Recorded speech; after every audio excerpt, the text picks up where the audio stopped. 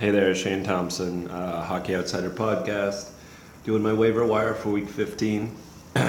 Now getting into the week ahead. We just had a bye week.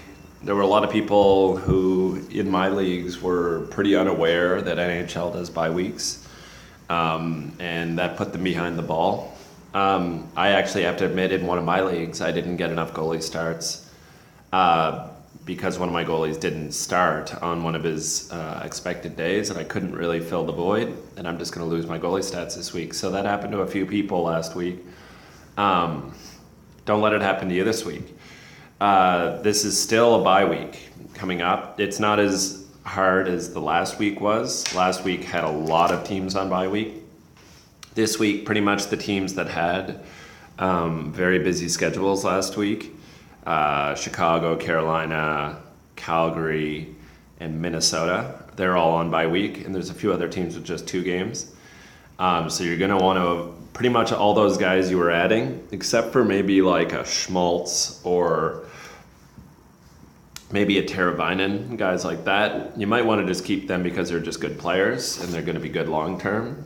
But otherwise, the short-term ads, we'll look at some of the guys later, but like a Hinostroza in Chicago, who was on a little hot run, they're pretty much useless to you this week. So you're going to want to probably drop them and replace them for some teams that have more games.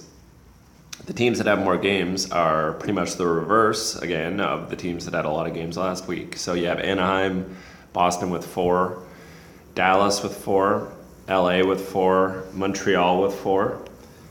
The Islanders with 4, New York with 4, Philly with 4, and here you go at the bottom of the list there, or right in the middle now, San Jose with 5 games. So there's the team to stack this week. You got a 5-game week, 2 back-to-backs, which might get Aaron Dell some starts, their backup goalie. So he's an interesting ad. You got Vegas with 4. Also a good team to stack up on. I mean, there's still lots of Vegas players available on waiver wires, I see. And, I think at this point you got to believe them until they disprove that they're good. So I don't really get why there's so many of them on waivers. I'm going to go quickly. I'm going to look at my categories in my leagues because I keep saying I'm going to show that and I never do. I'll go with my baseline league. This is pretty much all my leagues run with these categories. I don't completely agree with all these categories. I would remove some of them, and I'll say that as I go through. Goals, assists, points are 3, obviously. And then we got plus minus. I actually wouldn't have plus minus as a stat. I don't think it's a super relevant defensive stat in the NHL anymore. I think there's other stats that are more relevant. But I just wouldn't have it as a category. Penalty minutes, I wouldn't have either. I would just remove that. Power play goals, power play assists, and power play points. That's fine. It really puts a high value on power play in these leagues, but that's kind of fine because that promotes guys that are more offensive, which is what I would prefer to have in a normal fantasy setup. Shorthanded points, kind of a lucky stat. You can get guys that get shorthanded points a little bit more, but it's not something you can really focus on when you're drafting. So I don't love it as a stat. Game-winning goals, that's a good stat, I think. I think there is a reality to the guys who get game-winning goals. They are the more elite players a lot of the time because they're getting those end-of-the-game minutes. Shots on goal, good stat, very good stat. I think that's one of the more relevant stats in the NHL, actually, to gauge if a guy's doing well. Face-offs 1, I don't mind having it. I think it really emphasizes centers. You need a certain amount of centers. If you don't have a certain amount, you're going to be losing that stat every week. So you do kind of have to prioritize center. Hits, blocks, I actually love to have as stats. I think it gives value to defensemen that normally wouldn't. And I think those do display sometimes defensive skills as well. And I just like that it gives value to players that don't always have value. For goaltenders, wins, obviously. Goals against average. Those are fine. Saves, I do like having saves. I don't like, some leagues will just do shots against, and I think that's a bad stat.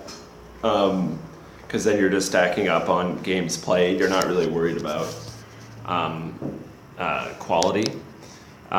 Save percentage, probably the most important stat I would say for goaltending.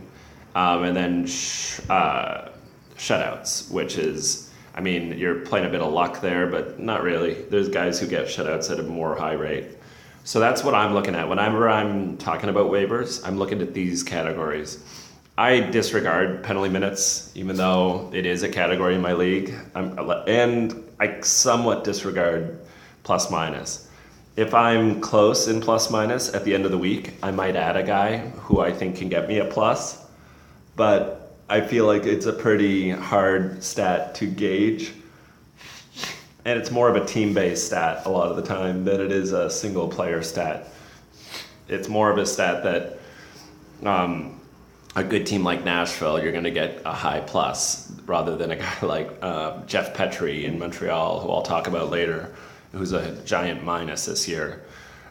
That's because he's not great defensively, yes, but it's also because Montreal is not a great defensive team. Okay, so let's get into the players that are available. I'll look at this league first. This is my mid-tier league. Now, of the guys I've been looking at this week, there's some San Jose players that I thought were interesting. I'm going to go down a little bit further to get to them. Let's see. I'll go right down to the bottom of my list here. Actually, the first guy I want to talk about is Vinny Hinostroza. He was added a lot of leagues. He's up to 8%. He was 0% last week at the beginning of the week. He had a nice little run of he was on the Brendan Saad line with Taves, and he was doing well. But he was a short-term ad. You shouldn't have been thinking this guy as a long-term guy. Possibly in a very deep keeper. Yeah, he might have some value if he ever maintains that role. He could be a 45-point guy. I could see that. But he's not a point-per-game player, which he was on a little run of being a point-per-game player. And now he's in a week of playing one game. You ditch him. You got to get rid of him. You added him for last week. You got the value out of him. Or maybe if you were smart, you got him 2 weeks ago and got the full value. You get rid of him now. If you can trade him, sure. I don't think a lot of people are going to want him, but I think you got to get rid of him. And you got to replace him with somebody who has, like a San Jose player who has a lot of games this week. So I think that's a guy you got to be getting rid of completely. I think actually I'm going to look at my other league. There's not a lot available in this mid-tier league.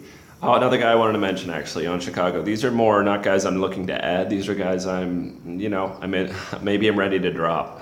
Jordan Osterley, another guy in Chicago who's played a lot of games and got on a nice run and was playing a lot of minutes and getting a lot of good solid minutes with Chicago. But he's now gone on a 3-game pointless binge. And Chicago's kind of done this all year where they'll rotate in a guy who looks like he's got potential. Jan Ruta has been okay at points this year. Forsling has looked okay at points this year. And they never keep it up. And now Osterley's had 3 games pointless, has done very little for you other than maybe adding a few blocks, but not even shot the puck in 2 of those last 3 games. I think the 26% ownership needs to go way down. I think he should be owned more at like a 8 or 10% at most. So I think you've gotten your usage from Osterley. He plays 1 game this week. Ditch him. Get rid of him. Move on. Now let me see. I'll just scan through. I keep mentioning Konechny, and he's only 3% owned. He's really starting to heat up here. He's starting to get some consistent added playing time. And he's playing quite well right now, and Philly's not playing bad either while he's been on his little run. So he's a guy to be looking at in deep leagues. 3% owned is kind of crazy to me. He's a high pedigree, not a high draft pick, but he was good all through the minors. So I kind of think he's going to be pretty solid, deeper league guy the rest of the year. And I think he's got value on that Philly roster as a scorer. So keep an eye on him. He's actually added some penalty minutes over the last week, which is kind of surprising. So if you have a league like mine that values penalty minutes, he's actually done a little bit there. He gets some hits, and look at the shots. Like I said earlier, that's a really relevant stat to check if guys are truly on the uptick. He's got 4 shots, 3 shots, and 5 shots. A 0-shot game there as well, but he's looked pretty good. So I just think he's worth taking a look at, absolutely. I mentioned Nick Schmaltz. He's another guy in Chicago. He's gone now 2 games, no points. He's a guy I wouldn't drop, even though they've only got 1 game this week. I still don't understand why he's only 37% owned. He's not in the same category as Hinestroza or Osterley. His is not a fluke that he's getting the points. He's getting 20 minutes a game as a forward in Chicago. So he's absolutely got a lot of run. They like him. He's been playing well. He was hyped up a bit at the beginning of the year, and I think he's just kind of hitting his stride now. I could see him getting 60 points this year. So I don't see any reason to drop him, any reason to get away from him. I think you just keep him on your roster and you enjoy the time you've had him. Okay, I'm going to look at my other league, actually. I feel like this one is not the best example of where the waiver wire guys are. So I'm going to go in my shallower league, which I think has more value to the regular player. And this league, Jordan Stahl is being added all over the place. He's had a really good run here. He's perennially underrated. I got him in a lot of leagues as like one of my last picks, and he's a good hockey player. Like he's not as good as his brother was at his peak, Eric Stahl, but he's solid and he gets a little bit of everything. He's really just across the board good. Like gets hits, gets face-offs, gets shots, plays power play. He's their captain in Carolina as well, which says something for his role on the team. And he's on pace to have about the same as last year, maybe 45, 50 points. And I think that gets a little bit discounted, and I don't know why with Stahl. I think he's just a little bit boring. He doesn't do anything in a flashy way. But I like him as a player. I wouldn't add him this week. They've only got, I think, 1 or 2 games. But at the end of this week, going into next week, I would be having a look at him. And I do like him long term. One of my main ads this week is Thomas Hertl in San Jose. I just added him in this league.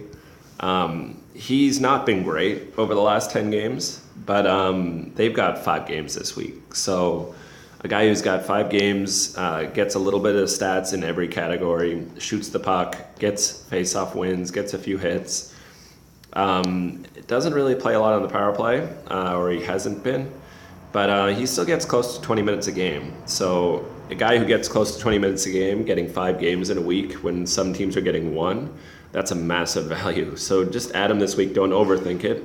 You don't have to think long-term with him. Just think this week and get the value out of him and play him for those 5 games. Going down here, Matthew Perreault continues to be Matthew Perreault. When he plays, he's good. And he's been on a little run here of playing consistently, and he's almost... he's just under a point per game during the time he's played recently in his last 10 games or so. And I think he's worth having on your roster. He's not going to be more than like a 45-point player ever, but I could see him getting 45 points again this year, and it's just a quiet 45 points. And at the back end of your roster, he's got some value. Dustin Brown, I know he's owned at 78% of leagues, but he's unowned in this league, so I thought I'd mention him. He's cooled off, and I kind of predicted this. I actually am the one who dropped him in this league. They do have 4 games this week, though, so if Dustin Brown is available, I think he's good to add this week. But I think we're kind of seeing the regression happening for Dustin Brown, and I don't think long term he's a really great guy to own. I think that you're going to see that 78% go down to about 60% in the next couple months, and that's where it should be, and maybe even lower. He's an interesting one because he does get a lot of hits, and does also get a lot of minutes. So he's got a pretty good role on that team. I just don't really trust LA scoring in general. They're still not a high scoring team, even though they've been better this year. They're still a defensive first team. And that really hurts a lot of their scorers. Maybe Dustin Brown on another team would do a lot better fantasy wise, but I just think he's going to cool off. And this is kind of the real Dustin Brown, his last 10 games of like 4 points in 10 games or whatever he's got. That's more real than what he was doing earlier on in the year. But this week with 4 games, he's worth adding. Eric Holla, they've got 4 games this week in Vegas. He's been cold, but with 4 games this week, I wouldn't mind adding him for this week specifically. 35% owned. He's not been great right now, but again, you're trying to get games, and I think he's got that value in that kind of league where you just need to get those games in. Dadonov's been heating up, and they don't have a lot of games this week, but he's absolutely a guy you got to be watching. I think he's an ad pretty much everywhere right now because he's getting, look, he had a 22-minute game there, a 20-minute game, 2 goals, 3 assists in the last 4 games.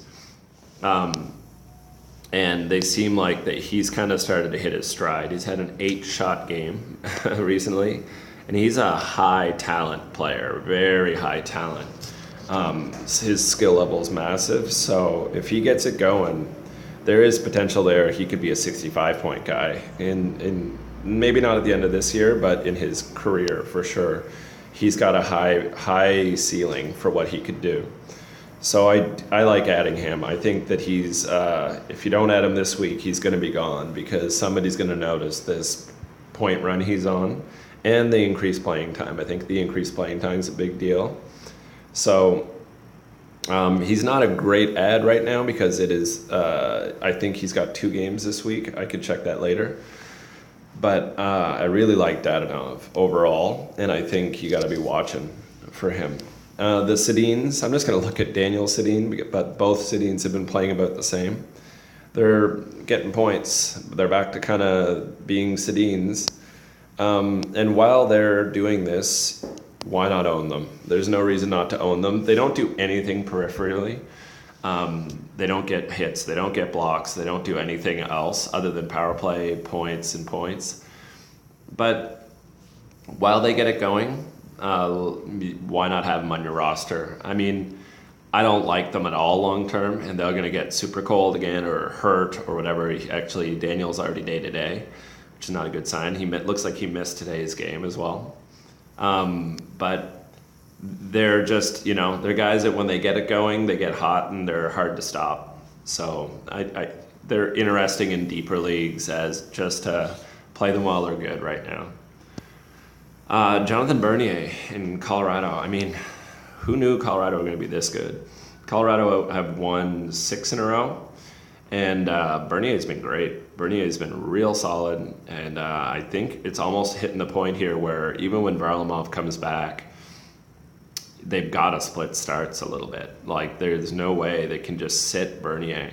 He's going to have to cool off. Like, maybe this is the week he cools off, playing Anaheim, San Jose, and New York.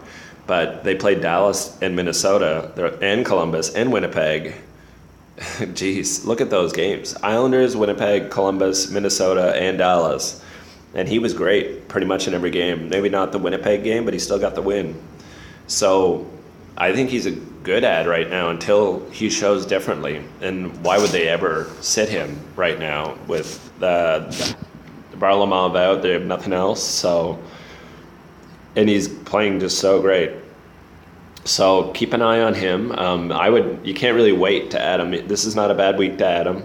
You'll get him for at least 3 games, it looks like. He might blow up. I mean, it is Bernier. He's not the greatest goalie in the history of the world, but he used to have pedigree, and people used to think this was going to be he was going to be an elite goalie at the NHL level. So I would keep an eye on him, and then if you need a goalie this week, why not add him? He's absolutely got value, I think, this week. I mentioned Schmaltz earlier. Don't drop him. Just please don't drop him. Keep him on your roster. I still don't understand the 37% ownership. Zadorov has gone up to 6% owned, but I don't see why that's not higher. He's been real consistent over the last month. If you look from December 16th to January 13th, I mean, a couple 3 2-point games in there, a couple 1-point games, but it's what he's really getting you is the hits and the blocks and the consistently getting big amounts of hits. There's a few guys this year that have stepped up in bangers and mash leagues and have been really valuable in those kind of leagues if you need hits and blocks. Like a guy like Robert Hagg comes to mind. But Zadorov is a guy who can also score, which is rare from those kind of players. So Braden McNabb is another guy. Dennis Forbot is another guy. But Zadorov, the difference here is he's actually got potential to score a fair bit, and Colorado's playing well, and while he's playing well, so they're going to keep playing him 22, 23 minutes a game. I love him. I really like him, and I like him long term. I think this year he's just a good guy to own. Kerfoot is a guy who has dropped in a lot of leagues. I mentioned him earlier on in the year, and I just think he's a good hockey player. And I think I mentioned a lot of Colorado players today. It seems like Colorado's the team that I'm focusing on. They're good, and where you're going to find a lot of value in fantasy is the teams that were not expected to be good, like Colorado and Vegas, and buying in early. And if you I got shares of Kerfoot in my deeper leagues, and nobody believed in him. Nobody believed in Colorado. Nathan McKinnon went really late in a lot of drafts. Jonathan Bernier right now, if you're playing him in goal. Varlamov before that. Those guys all are huge value, and they're probably going to be guys who win leagues for a lot of people because they got them so late. So I think a strategy I'm going to employ next year is finding these early season teams that overachieve. Like another team would be like New Jersey, but I didn't believe in New Jersey. I find the ones that I truly believe in, and I got to be honest, I didn't really totally believe in Colorado either, and I kind of regret it now. So finding those teams that are overachieving early on in the year. Vegas was a perfect example. Buying in on a few of their players, getting a few stocks in them, and then seeing how it plays out. And if they cool down, okay, well, you can ditch them. But if they keep going, and the stats that they're putting up, like Eric Holla or Riley Smith or I'm not sure who else, Colin Miller in Vegas, all these guys, if you bought in on them at the beginning of the year, they have completely paid off and probably are winning you categories each week. So Kerfoot's just another one of those guys. I mean, he doesn't get a lot of play, but he's offensive minded. He's an offensive focused player. So even though he's not getting a lot of run, he gets high leverage offensive minutes, and he does a lot with the small amount of time he gets. So in deeper leagues, Kerfoot, Tyson Jost maybe has value as well. I don't avoid Colorado players. It's too far in the season now to think that they're not somewhat legit. They're not just going to fall off a ledge, and if they do, you can just drop them. So Colorado, Vegas players, it's too late in the year now to think that they're not somewhat legit and that the stats they're putting up are legitimate. And actually, on the reverse side of that, a team like Chicago, who's underperforming, like they're always, they're so great. They're Duncan Keith, oh my God, he's always so good. Well, he's not been great. And Chicago's not been great. And owning their goalies, except for Crawford, these two backups, Forsberg and Glass, it's not safe. It's not like you're adding the backup in Nashville, who like Saros, who's going to be great when he spot starts. Chicago backups might do horrible this year, and they kind of have. If you've been riding Anton Forsberg and Glass and hoping that they take that job because Crawford might be out long term, I mean, there's no guarantee that they're going to be good when they do come in. So don't just automatically trust teams that have a good reputation. NHL is different now. Teams are going younger, and younger is winning. So another team, Pittsburgh. Like, I made the mistake this year of just believing no matter what in Pittsburgh. And there's been a lot of times, like Matt Murray has been a guy I've had and I've been playing, even when I probably shouldn't be playing him. I bought in on Ian Cole at the beginning of the year. I thought Ian Cole was going to have a good year. There's a lot of guys in Pittsburgh that I thought were going to be better than they really were. I got lucky with a few that did do well, but they're not looking like a great team. Like, Chicago and Pittsburgh are just looking like not really well-built teams, and that's going to happen. Those are two teams that have gone deep year after year, and that, you know, that in the end with the salary cap, that's going to hurt you because they've gotten rid of a lot of their young draft picks, and now they're dealing with a system that's depleted. And Chicago still does really well. Like, they still bring up Schmaltz and he plays well. They bring up Hinostroza and he plays well. Stan Bowman might be the best GM in the NHL, in my opinion, because of that, because he can get guys that, like Jordan Osterley, who is like left for dead by the Edmonton Oilers organization, and he gets 2 good weeks really good weeks out of Osterley, where he looks like, whoa, this kid is awesome. But they're fill-in-the-blank kind of players. They're like not long-term, and maybe that's the reality this year for Pittsburgh and for Chicago. Maybe they're not going to turn it around, and maybe teams like Vegas and Colorado are going to take their spot. So just be willing to make changes. I mentioned it, I think, last week as well. Be willing to admit you're wrong and make changes accordingly. Like Vegas, it took me a long time to admit that they're this good, but I finally admitted it, and lucky me, a bunch of their players are still sitting on waivers. Like Halla and Riley Smith is still on waivers in some of my leagues. Like, so I grabbed them. Like, give me those players. I'll take them now. Like, I know I should have done it a month ago. I should have done it probably at the beginning of the year. But now I'm in, and buy in. Like, don't wait and just assume that you know better than what is being shown in the NHL. Anyway, that's just a little rant. In Montreal's got 4 games. Weber is still out. Petrie is still playing big minutes. Don't love Petrie overall as a hockey player. Like, I think he does have defensive weaknesses. But in a week where they've got 4 games and he's got a big role, I don't see why you don't play him this week and give him some run. Of course, my internet's not working and I can't load him up.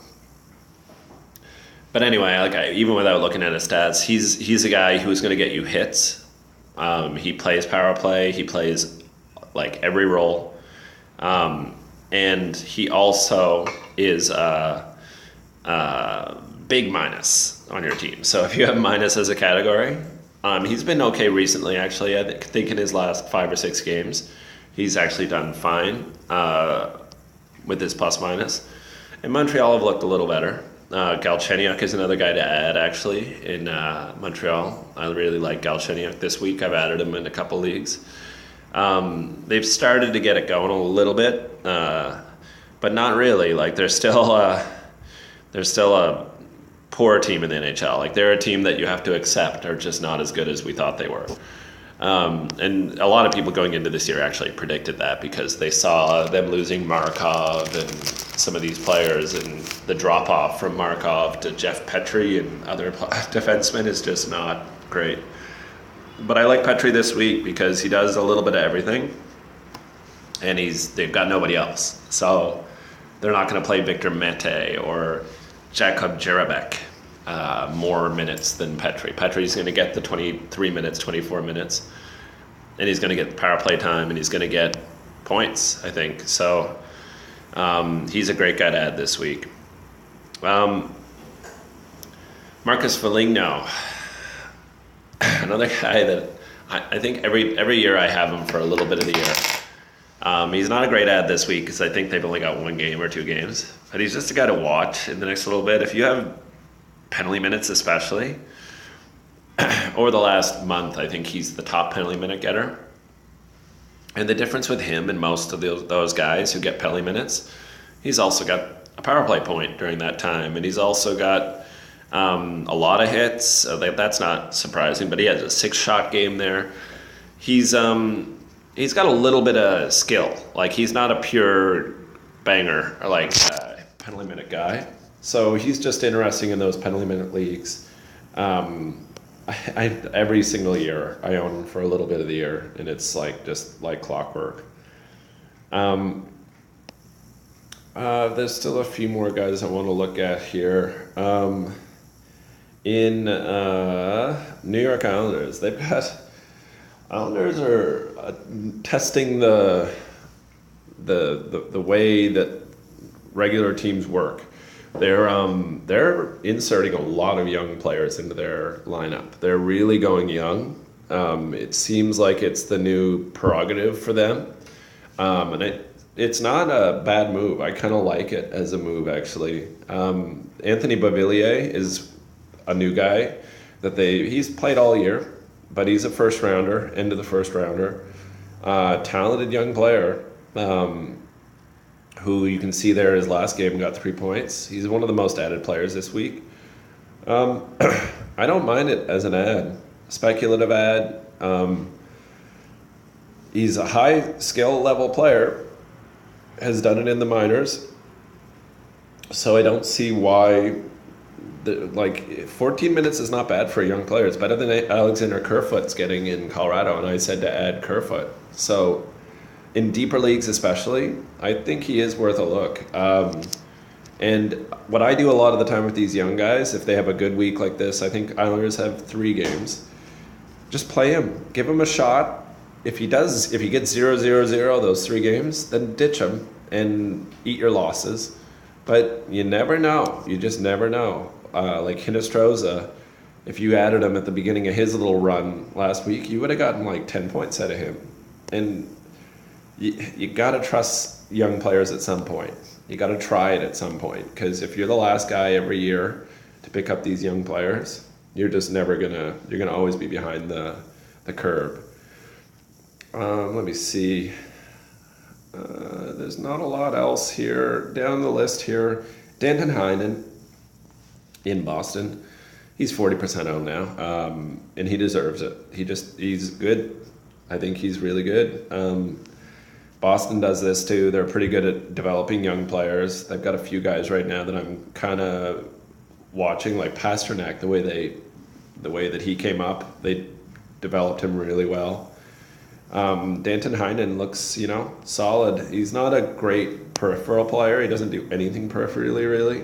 Doesn't even shoot a lot. But he plays in the power play, and he plays, again, like 15 minutes a game. So he's a decent guy to own. I think he's not a 60-point player ever, but he's a potential for 45 points this year. I think that's a fair assumption. Andrej Kass, again, I am surprised he's only 1% owned. I dropped him in this league last week. He was scratched by his team 3 games in a row, I believe. And then he came back and scored 2 goals and an assist. Got a game-winning goal, got a power play point, and doesn't do anything peripherally again, but he shoots the puck a lot, and I like guys who shoot the puck. Can't do anything if you don't shoot the puck. You're not going to score goals if you don't shoot the puck. So Anaheim have 4 games this week. He's a good guy to take a flyer on this week. And he's absolutely probably owned in your league, unless you're in the 1% of leagues where he's not owned. So don't discount Andrej Kass. He's got a bit of potential there, I think. Just two or three more guys, and then I'll be done. Jake DeBrusk, I still like him. He's 4% owned. He's on a 3-game point streak. Another one of those young Boston players that they're putting in a good role, and he seems to be performing quite well. So I like DeBrusk. I like how much he shoots the puck. He's another guy just like Heinen, not like Heinen actually. He shoots the puck a lot more than Heinen, and he actually has a couple good hit games in there in that little spree. So keep an eye on DeBrusk. He's a talented young player, and I don't mind adding him this week at all. 4% owned, super available, and don't discount his talent level. He's actually got a pretty high talent level. A couple other guys here. Tristan Jarry. I refuse to give up on Pittsburgh. And Pittsburgh are getting it going a little bit here. They looks like they might win today over the Rangers, and they won 3 out of their last 4. And Murray's got his stuff. The news is still, I don't think, out yet about what's going on with Murray with his personal life. He's got a personal problem that he's gone to attend to, and there's no timetable for when he's going to come back. And the GM and the coach have said, "Oh, it's okay. He can go as long as he needs. He take his time." So I'm sure it's some family matter, and I hope he's doing all right. I hope everybody's okay with his family. And I still believe in Murray to be as the Pittsburgh goalie. I don't think that they're going to just give up on him that quickly. But Tristan Jarry is very good. And he's pretty much he's had ups and downs this year, but he's a .922 save percentage when he's played, and that's above average. So while he's got the run, I like him. And this week they play Anaheim, LA, San Jose. So it's tough matchups this week. But I don't think they're going to start anybody else. As soon as Murray's back, you got to be aware, and you probably got to get rid of Jarry then. But this week, when he's playing these 3 games, I don't mind playing him at all. And he's a worthwhile goalie ad this week. There's a few good goalie ads with Bernier, Jarry, and now Aaron Dell, who I put out a message in one of my groups, and the San Jose people chimed in that they think Dell does have the qualities needed to be a starter. He's not going to probably take that job ever in San Jose, but there's talks that he might get traded but I don't know if that'll happen. I don't think he's really that great, but San Jose is a above average team, and he's been above average this year. He was 931 save percentage last year and 924 this year, both above average. To me, he's kind of a Scott Darling. I think if you gave him his own team that was not San Jose, I don't think he would be anywhere near as good. But the San Jose this week have 2 back-to-backs. They have a back-to-back on the 16th, and I think the back-to-back on the 19th and 20th. I'm not sure. But they had 2 back-to-backs. So he's going to get some play this week. And if you need goalie starts, he's 32% owned. If you need a solid goalie starts, they play LA, Arizona, Colorado. I'm not sure about the other games. He's worth looking at for sure if you're trying to fill out the bottom of your other goalie starts. So take a look at him. Very deep. I'll just quickly mention a couple guys because there's, San Jose's got those 5 games, so super deep. Chris Tierney, I don't mind at all right now. He's getting 15 minutes plus, a power play minutes, face-offs won, shots on goal. He's doing a little bit of everything, and they've got 5 games this week. So I like Tierney this week, even in shallow leagues. Like 5 games is 5 games. You cannot forget that more games played just matters more. I have a dynasty league that goes in by like 3-game blocks all the time. And I won it last year, and I kind of employed a different strategy than I used to. I used to just go with the better player generally over a guy who plays more games. But last year I took the thinking out of it, and all I would do was that league goes, and it's kind of a point system. And if I had 2 games from a lesser player, but if you add those 2 games together, if it would equal more than the average of the better player, I would always play the lesser player. I would always play the more games played. And I kind of built my roster around that. I built my roster around depth and having a lot of guys I could rotate in the roster, and make sure I always have the most games possible. And I won the league. And I didn't have the best roster. I didn't have I don't have superstars except for like Backstrom in that league. And I had Matt Murray, who was really good for me. But what I really learned that year was if you overthink it and you just go, oh, I'm just going to play the better player. I'm just going to play the better player. Like this week, if you were going to play a Chicago player, I don't know, Schmaltz. If I had the choice of Schmaltz playing one game this week compared to Chris Tierney or, even Jonathan Taves or it's even with Patrick Kane, I would probably prefer Tierney this specific week. 5 games is 5 games. It's very unlikely that in one game, even a guy like Patrick Kane is going to do more than a guy like Chris Tierney in a 5-game slate. Like almost impossible, especially absolutely if it's a categories league. If it's a categories league where hits matter, blocks matter, other stats matter, Tierney's going to win. He might get less points, maybe. He might, maybe Kane has a hat trick and gets 3 goals. Well, Tierney's going to beat him in every other category, probably. So don't be afraid to sit your guys, even if they're superstars, based on the games played. You really have to just accept that. And once you do, you'll get more wins. I guarantee you'll get more wins. It's the most common mistake is that people go with their heart, which is like going with their players that they love over no-name players that play a lot more games. Like last week, I actually didn't do great last week, but it was not because of these players. Guys that I added. Mark Jankowski was a guy I added last week. Like, who's Mark Jankowski?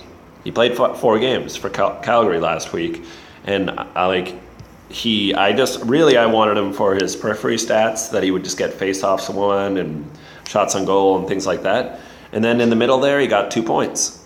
So I got the value for scoring as well from a guy who's a total no-name, absolute no-name. Another guy that I added, Kampf in Chicago, 0% owned. A 0% owned player I added last week because he had 4 games. Well, in the middle of that 4-game run, he got, look at that, he got 4 points in 5 games. So, nobody else in the world basically added this player, but I got all these face-off wins, 4 games out of him, and I got 3 points during that matchup.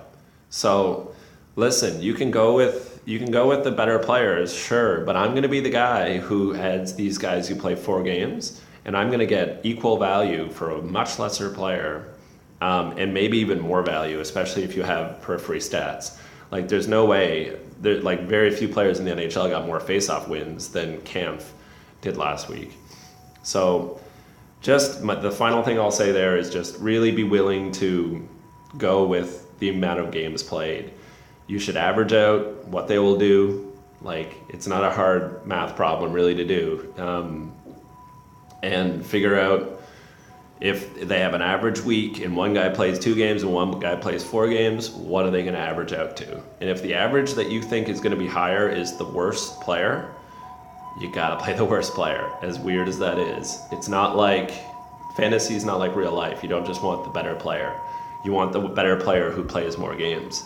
And really, if you're smart about it, at the end of the year, you're going to get a lot more than 82 games or 80 games out of each roster spot, because you're rotating in guys that play more on each week.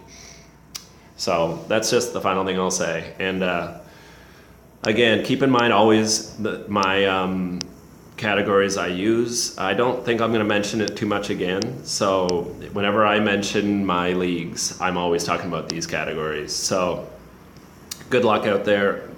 We have another bye week. Be prepared for it. Make ads today. Don't go into this week unprepared, one of the main things you got to check is I would rotate through your whole week and check your goalie starts. That's the big one. Like if you have a league that has 4 goalie starts per week, and you have Chicago goalies or Calgary goalies or Carolina goalies, well, you're in trouble. So you better add someone because you're not going to get your starts, and that's a whole category you're going to lose, which has happened to me in one of my leagues. So can happen to anyone, but be proactive. Don't be reactive, and make the moves you need to make sure you get the maximum starts. And don't be willing to cut guys. Don't be afraid to cut guys, even though you kind of like them. But if they play 0 games, like a guy like Hinostroza, sorry, buddy, Hinostroza's out. Like I don't want Hinostroza this week. I'm out on Hinostroza. So be willing to make the changes you need to do, and don't lose these bye weeks because you're lazy, and then your whole year can get thrown off because of that. If you have 2 bad weeks just because you didn't want to make the big changes, you've been winning every other week, so you're like, well, I don't want to change my awesome roster. Well, you might lose the whole league based on not making those changes. So be willing to make changes, and hopefully this helps, and hopefully I push a few people to be willing to make those changes, and good luck out there.